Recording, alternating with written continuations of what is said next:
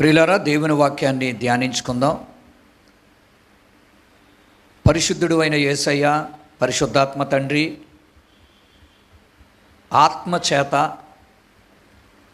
మాకు బోధించి మా మనసుతో హృదయములతో మీరు మాట్లాడి మీ వాక్యము ద్వారా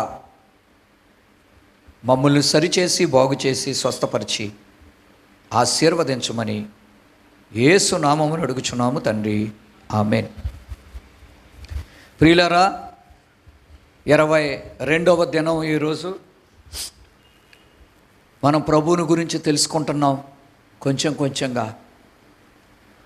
ఎవరైతే ఎక్కువ ప్రార్థన పరులుగా ఉంటారో, ఎవరైతే నమ్మకంగా బైబుల్ చదువుతూ, నాకు వచ్చిన దర్శనాన్ని మీకు చెప్తున్నాను.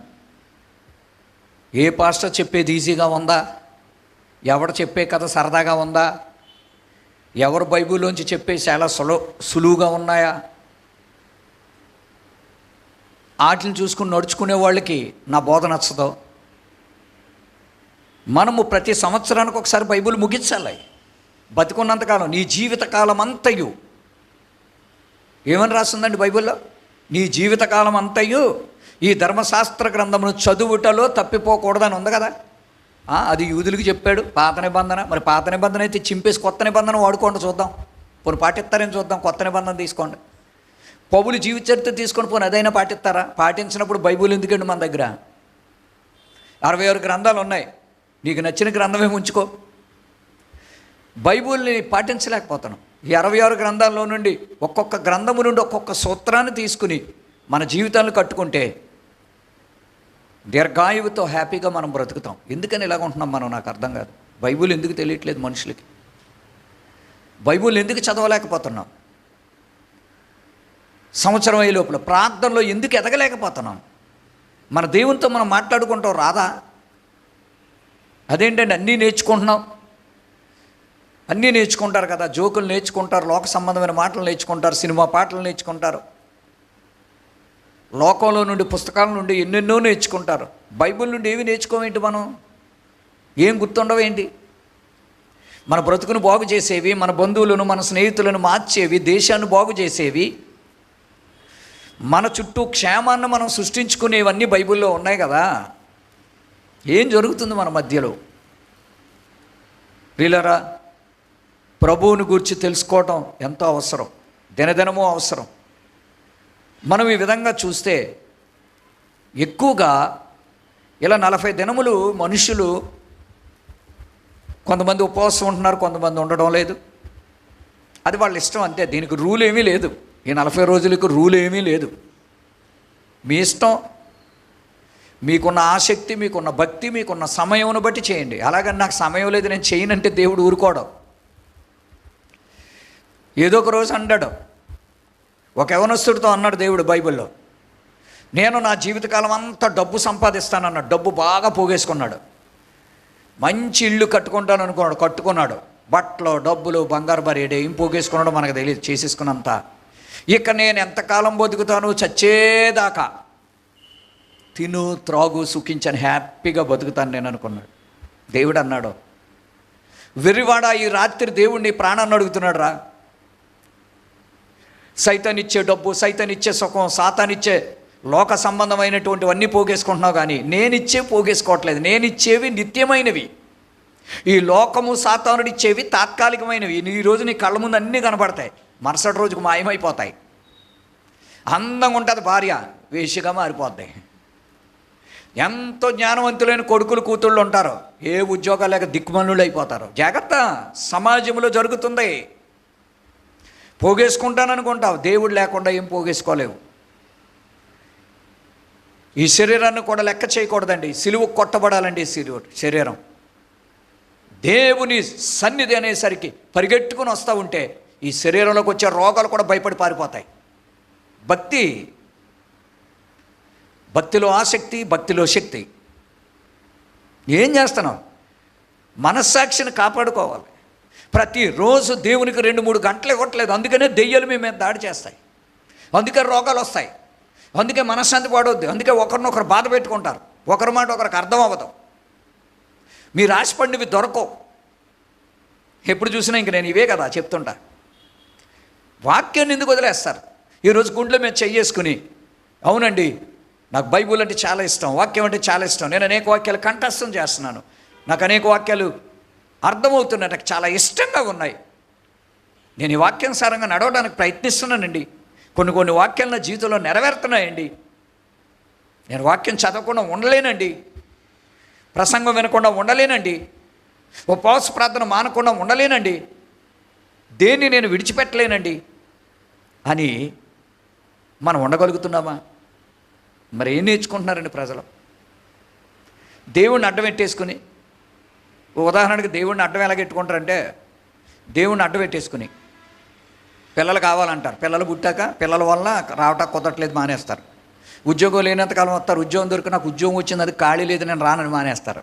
అప్పుడు దేవుడు ఏం చేస్తాడంటే తీసేస్తాడు, ఏదో ఒక రోజు మొత్తం తీసి పడేస్తాడు. బైబిల్లో ఉందన్నమాట.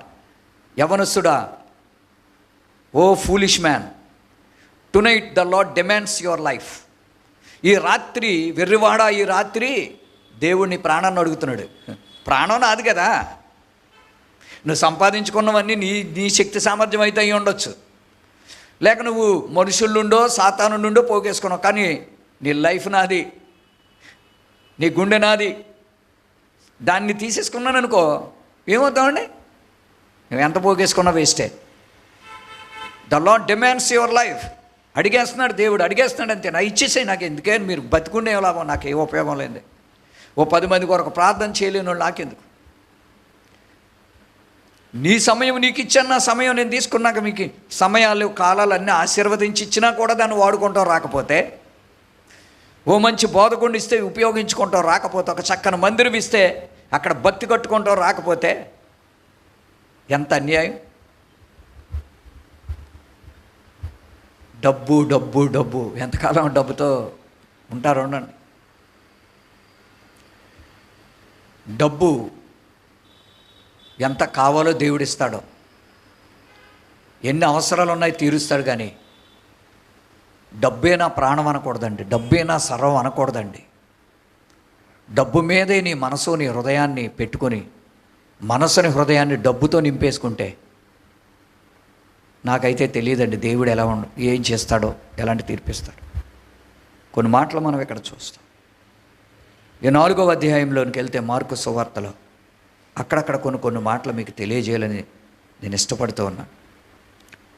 యేసయ్య జీవితంలో ఆయన ప్రజలకు బోధించింది, ఆయన బ్రతుకున్న 3.5 సంవత్సరాలు చెప్పినటువంటి ఉపదేశాలు,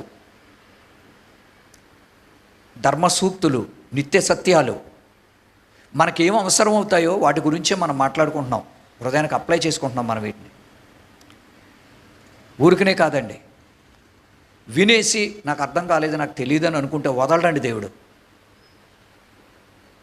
ఈరోజు ఈ వాక్యాన్ని మనం చూస్తాం. 21 నుండి 23వ వచనం వరకు మనం చూసినట్లయితే ఓ మాట చెప్తాడు దేవుడు. దీపము, లైట్, ల్యాంప్.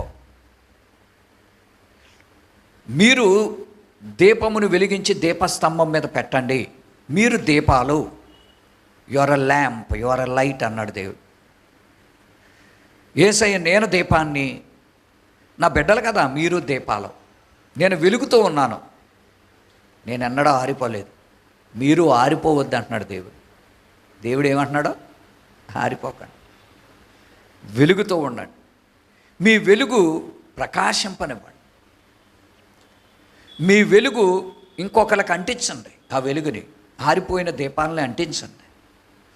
ప్రతి ఒక్కరొక దీపం. ఆరిపోయిన దీపాలు. యెషయా గ్రంథంలో ఉంది కదా, భూమి తట్టు తేరి చూడగా అంధకారం చీకటి అయిపోయింది. చీకటి ఎందుకు అయిపోయింది? ఇంతమంది 800 కోట్ల మంది జనం ఉంటే చీకటి ఎందుకు అయిపోయింది? వెలుగు లేదు. యేసయ్యను నమ్ముకున్నటువంటి క్రీస్తు వెలుగును కలిగిన బిడ్డలు ఆరిపోతున్న వాడిని వెలిగించాలి. అన్యులకు కూడా వెలుగంటే చాలా ఇష్టం, కానీ వాళ్ళ ఆరిపోయింది మా జీవితాలని తెలియట్లేదు.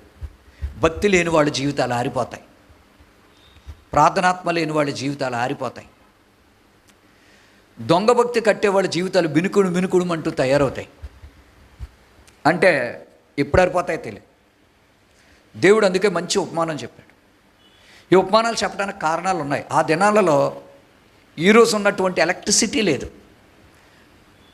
ఒక గదిలోనే పెద్ద బలుబు, బెడ్ బలుబు, ఆ బలుబు, ఈ బలుబు. ఒకనాడు ఒక ఇంటికో బలుబు ఉంటే పెద్ద గొప్ప. ఇళ్లల్లో దీపం బుడ్లు వెలిగించుకుంటే కిరోసిన్తో వీధిలో ఒక లైట్ ఉండేది. ఆ లైట్ కాడ కూర్చొని చదువుకునేవారు, కుర్చీలు వేసుకుని మాట్లాడుకునేవాళ్ళు. ఈరోజు చాలా వెలుగు వచ్చింది, కానీ ఈ వెలుగు లోనకి వెళ్ళట్లా. ఇది భౌతిక సంబంధమైన వెలుగు. ఈ వెలుగు నీకు కొంత ఉపయోగపడద్ది. వాక్యం అనే వెలుగు, పరిశుద్ధాత్మ తండ్రి యొక్క వెలుగు, అది మన లోపలికి రావాలి. ఇంట్లోకి కాదు, హృదయంలోకి రావాలి. మన లోపల వెలగాలి. వెలగాలి అంటే అర్థం ఏంటంటే మనకు జ్ఞానోదయం కలగాలి, మనకు ఆరోగ్యం రావాలి, మనకు బలం రావాలి. వెలుగులు అన్నీ ఉన్నాయన్నమాట. ఆనందం ఉంది, సంతోషం ఉంది. చెప్పాను నేను. కాబట్టి దేవుడు అంటున్నాడు, మీరు ప్రకాశించమంటున్నాడు. దేవునికి కుమారులు కుమార్తెలనే ఉండునట్లు వెలుగుతున్నామా? తెలుసు కదండి, మత్తయి 25లో మనం చదువుకున్నాం. వెలుగుతూ ఉంటేనే లోపలికి దేవుడు అనుమతిస్తాడు. ఆరిపోతే అనుమతి ఇవ్వడం. ఇప్పుడు వెలుగుతున్నటువంటి బుద్ధిగల కన్యకలతో పాటు మా దీపాలు ఆరిపోయినాయి అంటే పర్లేదులే, మా దీపాలు వెలుగుతున్నాయి కదా, దారి కనపడద్దులే, మా 5 దీపాలు ఉన్నాయి, ఇంత కాంతి ఉంది కదా, మాతో పాటు మీరు వచ్చేయండి, ఒకళ్ళ వెనకాల ఒకళ్ళు నిలబడి వెళ్ళిపోదాం, వచ్చేయమని వాళ్ళు అనలేదు, మేము వచ్చేస్తామని వీళ్ళు అనలేదు. అక్కడ దేవుడు పెట్టిన రూల్ అదే కాదు. ఎవడ దీపం వాడిదే, ఎవడిని వాడే వెలిగించుకోవాలి, ఎవరి సిలువ వాళ్ళదే, ఎవరిది వాళ్ళే మోసుకోవాలి, ఎవరి భక్తి వాళ్ళదే. మనం ఒకళ్ళొకళ్ళు సర్దిద్దుకుంటాం, చెప్తాం తప్ప ఒకళ్ళ భక్తి ఒకళ్ళు కట్టలేమండి. అందుకే భక్తి లేని వాళ్ళు, భక్తి కలిగిన వాళ్ళు పడగొట్టేస్తారు, చెడగొట్టేస్తారు. నువ్వు దేవుడు కలుసుకోనకు దగ్గరికి వెళ్ళే టైంకి నీ ఇంట్లో వాళ్ళ నుంచి చెడగొట్టేస్తారు. అందుకే నువ్వు దేవుడు కలుసుకోలేవండి. కుటుంబాల్లో కూర్చొని చక్కగా మాట్లాడుకుంటారు.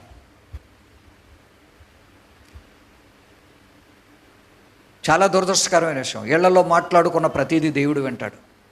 మనం చేసే తప్పు కదా, మనం ఇలా చేయకూడదు కదా, ఇలాంటి భక్తి కట్టకూడదు కదా, మనం యథార్థంగా ఉండాలి కదా అని కూర్చుని ఇళ్లలో ఎప్పుడు ఎవరు మాట్లాడుకోరు.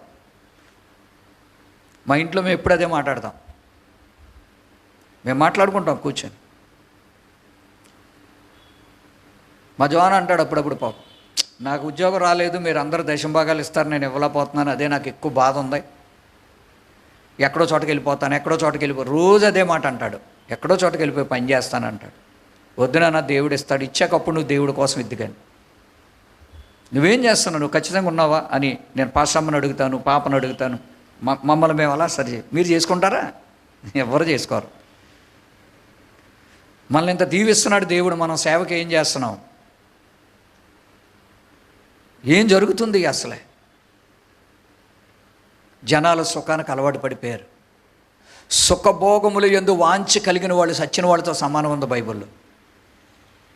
తిమోతి పత్రికలు ఏం రాస్తున్నాడు? అంచె దినములలో దేవుని కంటే సుఖానుభవం ఎక్కువగా ప్రేమించే వాళ్ళు ఉంటారని ఉంది.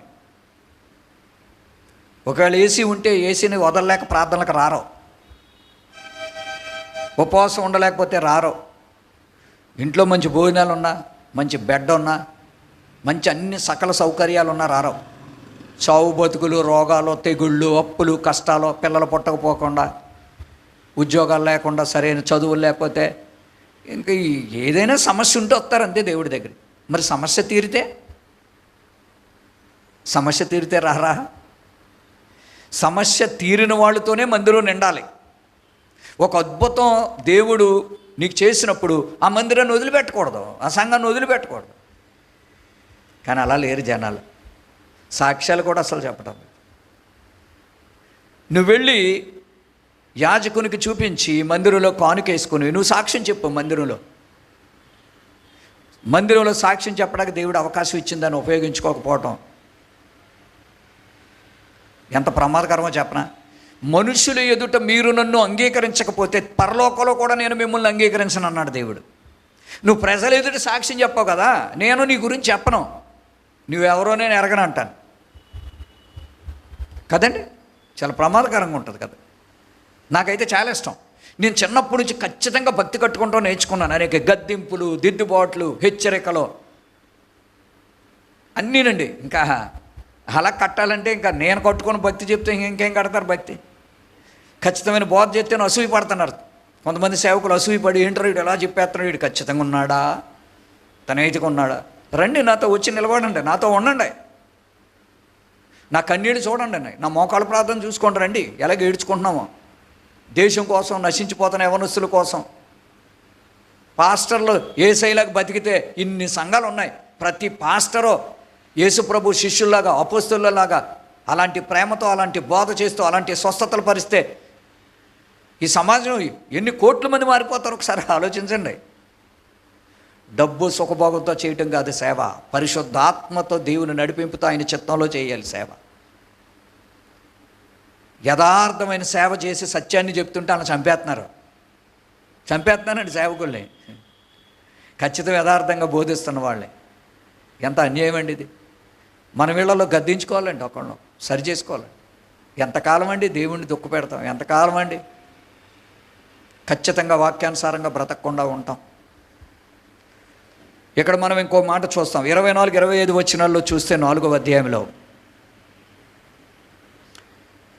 ఇక్కడ దేవుడు మెజరింగ్, మన భక్తిని మెజర్ చేస్తున్నాడు. దేవుడు కొలత కొలుస్తున్నాడు. ఈ భూమి మీద అన్నిటికీ కొలత ఉంది. ఈ భూమి మీద అన్నిటికీ కొలత, అన్నీ కొలతే. కిలోలు, లీటర్లో, ఏదో ఒక రూపంలో ప్రతీది కూడా. నువ్వు వెళ్ళి కూరగాయ కొన్నావంటే కొలతను బట్టి, ఆ డబ్బును బట్టి నీకు అది ఇస్తారు. ప్రతిదానికి కొలత, న్యాయమైన కొలత ఉంది. నువ్వు ఎంత డబ్బు ఇస్తే దానికి తగిలిందే ఇస్తాడు. అర కేజీ కూరగాయల డబ్బులు ఇచ్చి నాకు కేజీ ఇమ్మంటే ఇవ్వడం. ఎందుకు ఇస్తారు? ఏమండి, ఓ లీటర్ పెట్రోల్కి డబ్బులు ఇచ్చి 10 లీటర్లు కొట్టండి, 5 లీటర్లు కొట్టండి అంటే ఎవడు కొడతాడండి? ఏమి విత్తుతామో అదే కోస్తాం. ఏ కొలతతో కొలుస్తామో అదే కొలతతో దేవుడు కొలుస్తాడు. మనం వణిచి కుదిపి కిందకి జారినట్లయితే దేవుడు అలాగే ఇస్తాడు. దావీదు ఏమన్నాడు? నా దగ్గరికి ఎవరు వచ్చినా సమృద్ధిగా నేను పంపించాను, అందుకే ఈరోజు నా గిన్నె నిండి పొర్లుతుంది. ఎవడికి ఇవ్వలేనోడు గిన్నె కన్నబడిపోద్ది. నేను ఎంత సంపాదించినా సిల్లి సంచులు వేసినట్టు అయిపోతుంది అంటాడు, హగ్గయి గ్రంథంలో రాస్తున్నట్టు. ఆ దేవుడి దయ. ఆకాశ పక్షులను, జంతువులను, పశువులను పోషిస్తున్న దేవుడు మీ పరలోకపు తండ్రి మిమ్మల్ని పోషించడానికి చెప్పబడినట్లు ఆ పరలోకపు తండ్రి నన్ను, నా కుటుంబాన్ని పోషిస్తున్నాడు. మిమ్మల్ని పోషిస్తున్నాడు లేదో చూసుకో. ఆయన ఇచ్చు ప్రతిదానిలో భయముతో, భక్తితో, నమ్మకంగా, యథార్థంగా ఆయనకి ఇచ్చేది ఇచ్చేసి మా చుట్టూ ఉన్నవారికి ఏమి చేయగలం అది చేస్తున్నాం. మీరు చేస్తారా? మీరు నిజంగా మారుమనసు పొందితే చేస్తారు. నిక్కరసైన బాప్తీసం మీద అయితే చేస్తారు. మీరు ఖచ్చితంగా ప్రభు రాత్రి బల్లలో పాలు పొందిన వారైతే, క్రీస్తు ఆత్మతో నింపబడితే, మండితే, ఆత్మ మిమ్మల్ని నడిపిస్తే చేస్తారు. మనం మూలపాఠంలో మొదటి మెట్లో ఉండిపోతే ఇంకేం నేర్చుకుంటాం చెప్పండి? ఏం చేస్తున్నారంటే ఎప్పుడు ఇదే చెప్తున్నారు, ఎప్పుడు ఇదే. ఎందుకు చెప్తారు? చదువు రానోడికి టేబుల్స్ ఉంటాయి కదా, సెకండ్ టేబుల్ ఉందనుకో, స్టార్టింగే సెకండ్ టేబుల్. ఆ టేబుల్ అడిగి 5 సంవత్సరాలు వచ్చినా 10వ తరగతికి వచ్చినాడికి రావట్లేదు అనుకోండి, అది నేర్పుతారా? లేకపోతే 6th టేబుల్ 7th టేబుల్ నేర్పుతారా? ఒరే నువ్వు 7th వచ్చే కాబట్టి నీకు 12 టేబుల్స్ రావాలి కాబట్టి 12th టేబుల్ నేర్పేస్తానరా అంటారా? నీకు రాలేదు కాబట్టి నీకు సెకండ్ టేబులే నేర్చుకోవాలి. 2 2s are 4 అని మొదలు పెట్టాలి, తప్పదు. 2 1s are 2, 2 2s are 4 అనే మొదలెట్టాలి, తప్పదు, వేరే దారి లేదు. అది విని విని విసుకొచ్చేస్తున్నాకంటే ఎలాగా? నువ్వు ఇది నేర్చుకుంటే ఇంకోటి నేర్పిస్తాడు దేవుడు. ఎప్పుడు ఇదే చెప్తారు, ఇప్పుడు ఇవే మాటలు. ఏముందలే అక్కడ. ఈ మధ్యలో ఒక భయంకరమైన దురాత్మ బాగా పనిచేస్తుంది. ఆన్లైన్లు ఉన్నాయి, యూట్యూబ్లు ఉన్నాయి, ఇవి ఉన్నాయి. వెళ్ళపోతే ఏంటో అందులో చూస్తే సరిపోతాను అనుకుంటున్నారు. ఈ మధ్యలో అందుకే పెద్ద పెద్ద కోటాలు కూడా అన్నీ తీసేస్తున్నారు, లైవ్లు తీసి పడేస్తున్నారు. పబ్లిక్ కోటాలో లైవ్లు పెడుతుంటే ఎవరో వెళ్ళకుండా అందులో కూర్చుని ఏముంది, ఇంట్లో సినిమా థియేటర్లో పెట్టుకుంటున్నారు కదా జనాలు, పెద్దగా పెట్టుకొని అన్నాలు తింటా చూసుకుంటారు. ఇందుక మందిరాలు ఖాళీ అయిపోతున్నాయి. మందిరం పరలోకపు గవిని, నీ ఇల్లు పరలోకపు గవిని కాదు. నిశ్చయముగా దేవుడు ఈ స్థలంలో ఉంటాడు, నీ ఇంట్లో ఉండడు. ఇంటి నిండా పాపమే, కడుక్కుంటేనే మనలోకి వస్తాడంతే. నా ఇంట్లో దేవుని దూతలు సంచరించేస్తున్నారని ఎవరు చెప్పలేరు. అద్భుతం ఈ విషయం.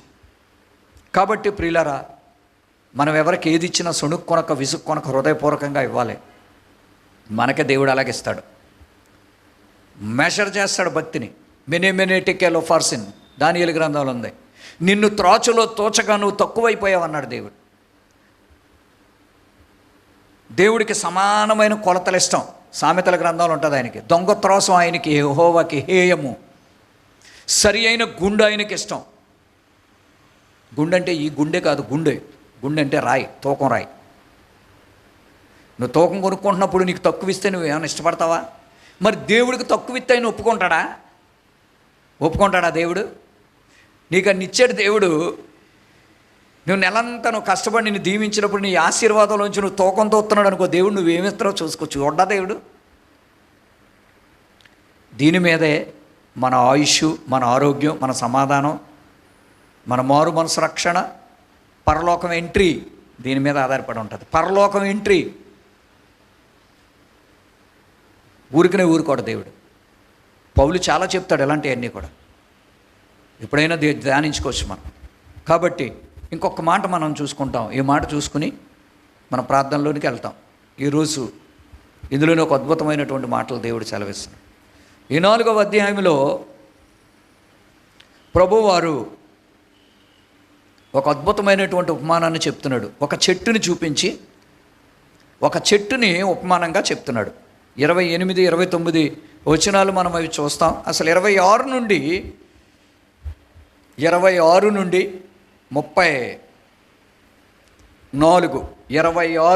34 వరకు మనం చూసుకుంటే ఇక్కడ ఒక మంచి అద్భుతమైన వృత్తాంతాన్ని దేవుడు చెప్పాడు. యేసయ్య ఇది వాళ్ళకే, యూదులకి, దేవుని బిడ్డలకే, పాత నిబంధన ప్రజలకే, కొత్త నిబంధన ప్రజలకే, ఈనాడు అన్యులుగా దేవుని నమ్ముకున్న మనందరికీ. మనం సరైన భక్తి కడితేనే మనం అబ్రహాం సంతానం అవుతాం. భక్తిలో మాత్రం ఖచ్చితంగా లేకపోతే దేవుడు మనల్ని అడాప్ట్ చేసుకోవడం. దత్తపుత్రులం కాదు. ఊరికినే ఒక కానుకి చల్లెలు స్తోత్రం అని ప్రభు దగ్గర తీసుకుని మనం ఆయన దత్తపుత్రులు అంటే కుదరదండి. దత్తపుత్రులు ఏం చేస్తారు? ప్రభువులుగా చేస్తారు. ప్రభు హృదయంలో ఉంది ధర్మశాస్త్రం అంతా, అంటే వాక్యం అంతా ఆయన హృదయంలో ఉంది. ఆయన ఏదైనా చెప్పేయగలడు. మరి మనకి ఎన్ని వాక్యాలు తెలుసు? మనం ఏం చెప్తాం? ఏ వాక్యం గుర్తుంటుంది మనకి? రోగం వస్తే ఏ వాక్యం, దెయ్యం పడితే ఏ వాక్యం, కష్టం వస్తే ఏ వాక్యం, చదువు రానోడికి ఏ వాక్యం చెప్పాలి, అన్యులకి ఏం చెప్పాలి, మారు మనసులోడికి ఏం చెప్పాలి, ఆపరేషన్కి వెళ్తున్నోడికి ఏం చెప్పాలి, కోర్టు కేసుకి వెళ్తున్నోడికి ఏ వాక్యం చెప్పాలి, ఒక గర్భవతికి ఏ వాక్యం చెప్పాలి, పెళ్ళి అవుతున్న వాళ్ళకి ఏ వాక్యం చెప్పాలి. కొన్ని తెలుస్తాయి మనకి, అన్నీ తెలియవు. కొన్ని తెలుసు. పెళ్ళికి ఏంటి, పుట్టినరోజుకి ఏంటి, ఇవన్నీ బాగా తెలుస్తాయి. హౌస్ డెడికేషన్ ఏంటి. దేశం నాశనం అయిపోతుంది. ఇప్పుడు ఏ వాక్యాలు పెట్టి ప్రార్థన చేయాలి? పరిపాలన బాగోలేదు. కారణం అధికారులు కాదు, మన పాపం. దినవృత్తాంతాలు, రాజుల గ్రంథాలు మీరు వెళ్ళి చూడండి.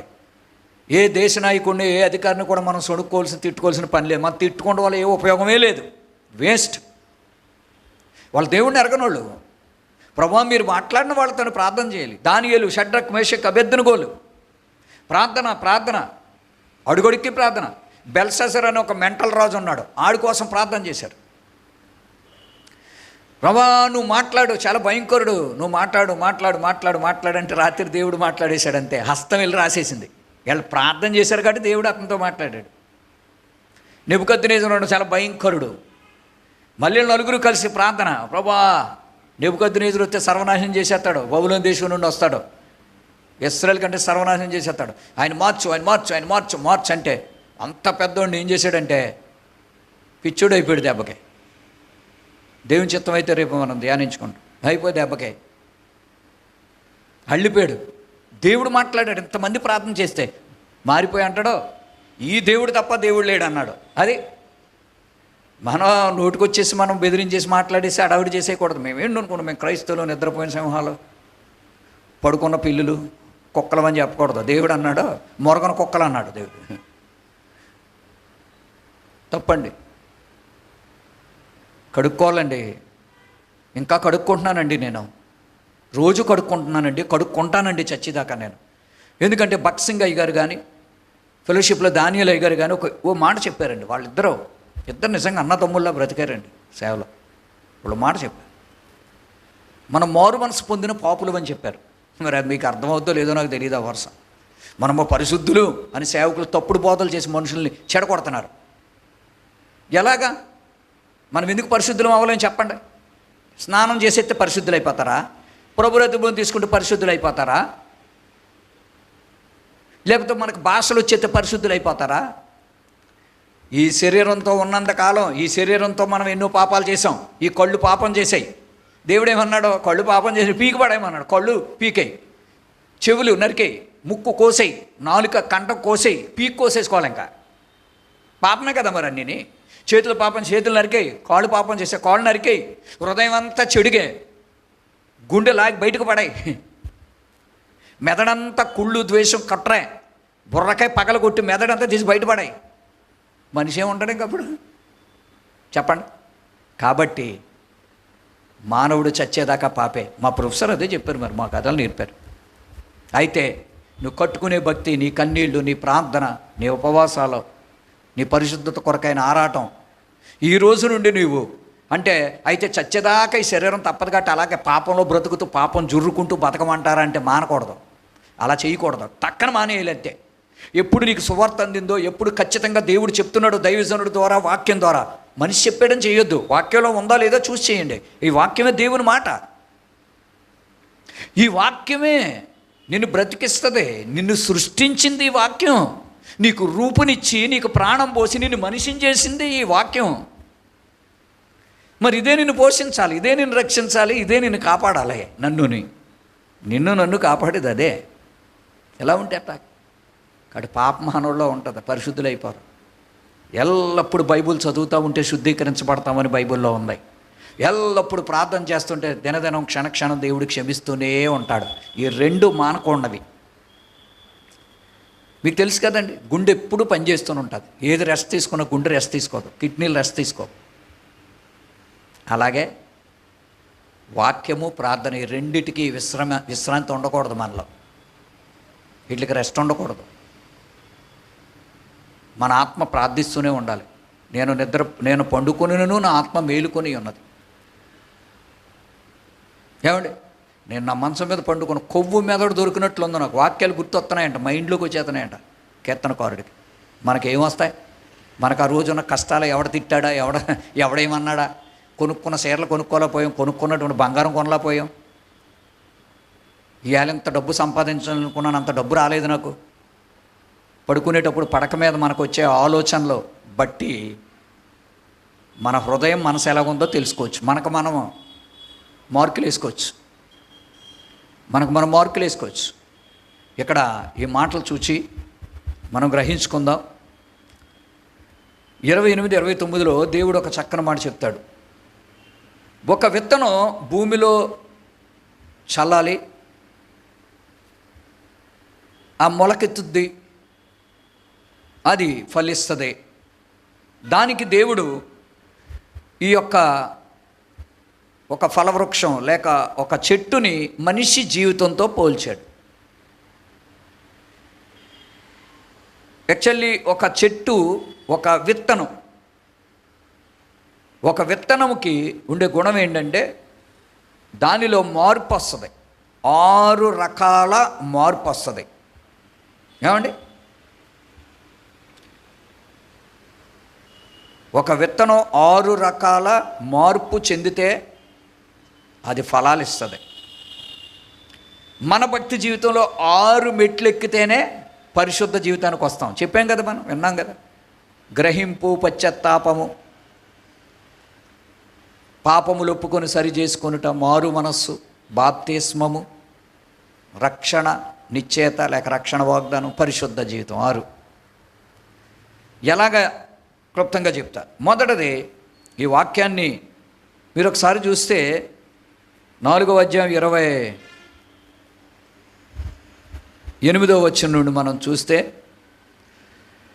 28లో చూస్తే, భూమి మొదట మొలకను, తరువాత వెన్నును, అటు తరువాత వెన్నులో ముదురు గింజలను తనంతట తానే పుట్టించును. పంట పండినప్పుడు కోతకాలం వచ్చినదని సేద్యగాడు వెంటనే కొడవలి పెట్టి కోయునని చెప్పెను. అద్భుతం. ఇది ఎలా జరుగుతుందో చూడండి. మొట్టమొదట మొలకలు వస్తాయి. మొలక రావాలంటే భూమిలో విత్తనం నాటబడాలి. అది నాటబడిన తరువాత నీళ్లు పోయాలి. దానికి నీళ్లు పోస్తేనే కానీ విత్తనము కుళ్ళదో. నీళ్లు పోయకపోతే విత్తనం కుళ్ళిపోవాలి. దానిపైన ఉన్నటువంటి పొర కుళ్ళిపోయి ఊడిపోవాలి. ఈ నీళ్లు ప్రార్థనకు సాదృశ్యం.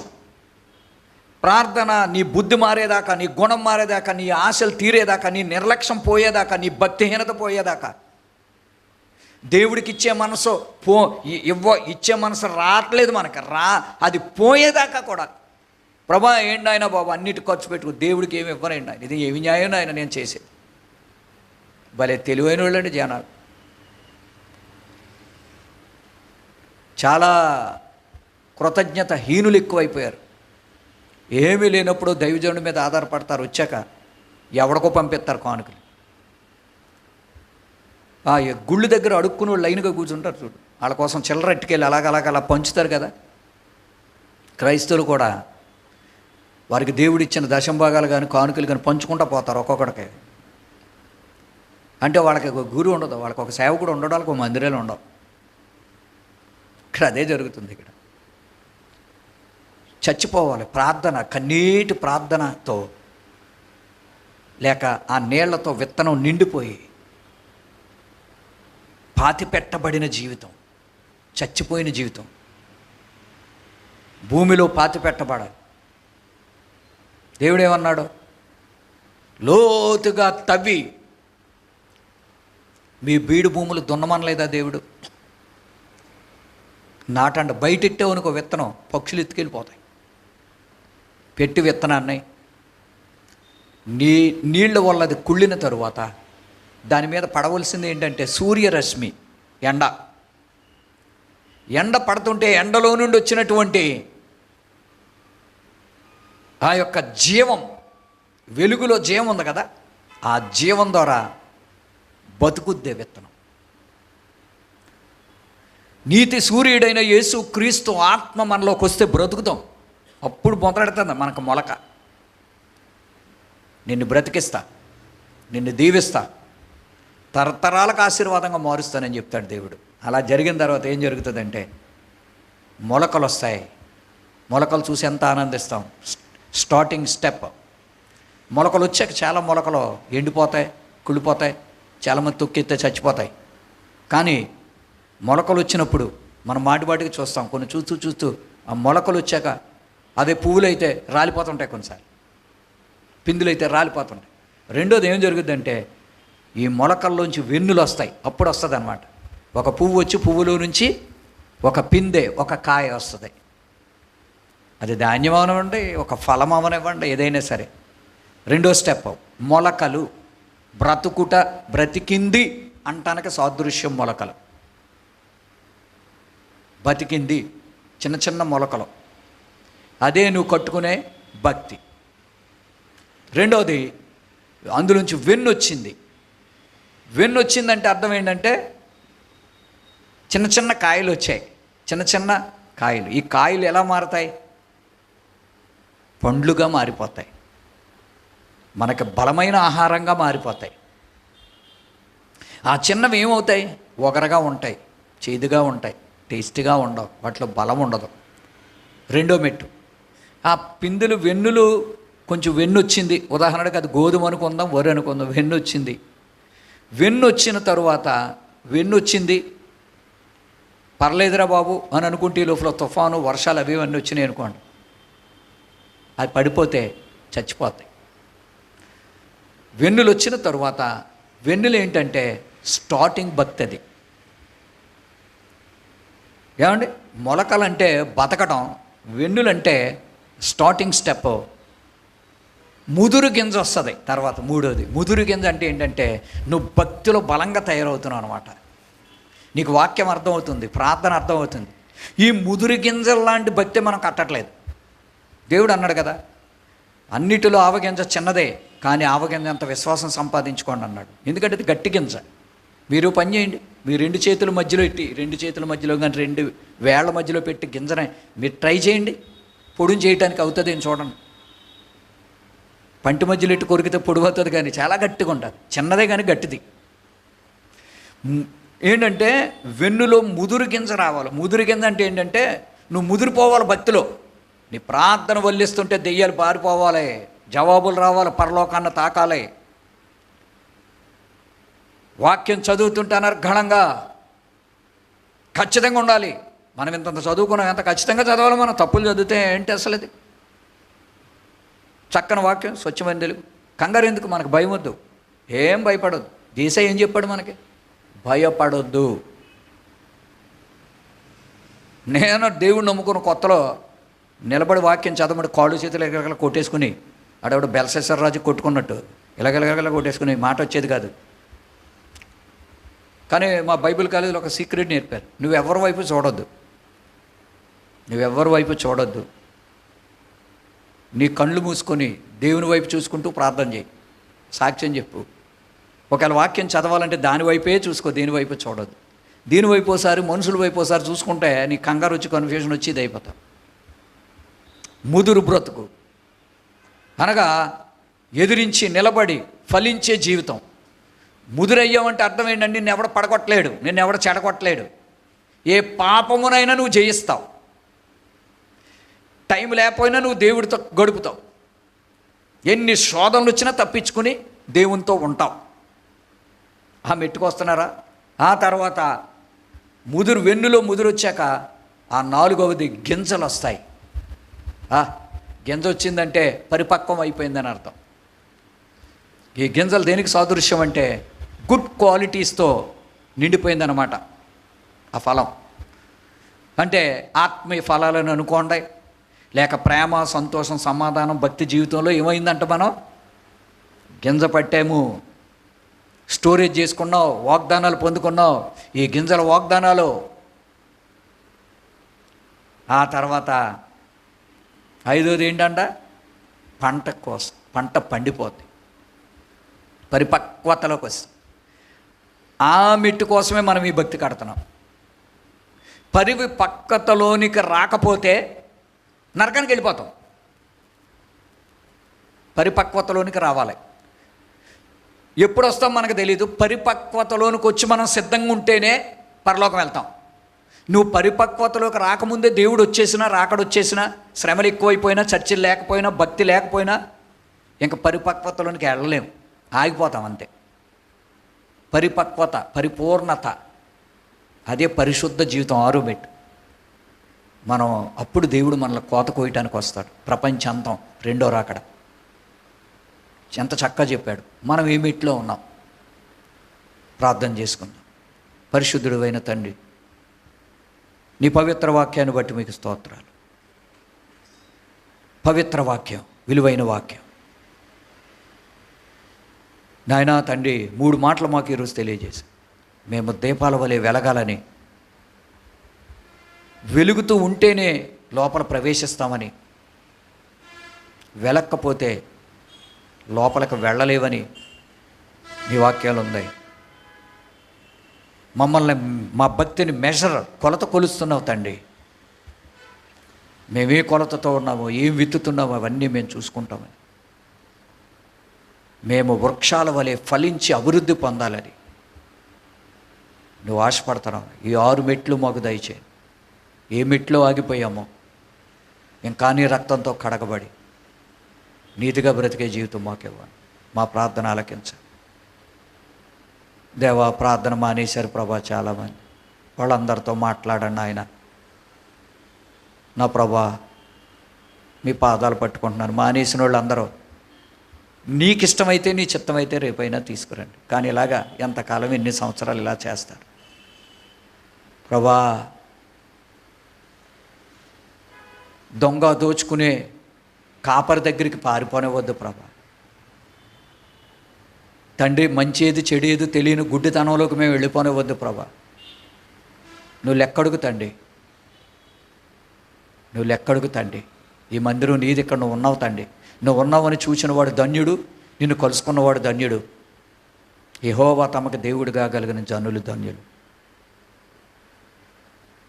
ఇంకా అనేక అంశాల కొరకు మొరపెట్టడానికి కృపనివ్వండి. మాకెంత మంచి జీవితం ఇచ్చు, నీకు స్తోత్రాలు.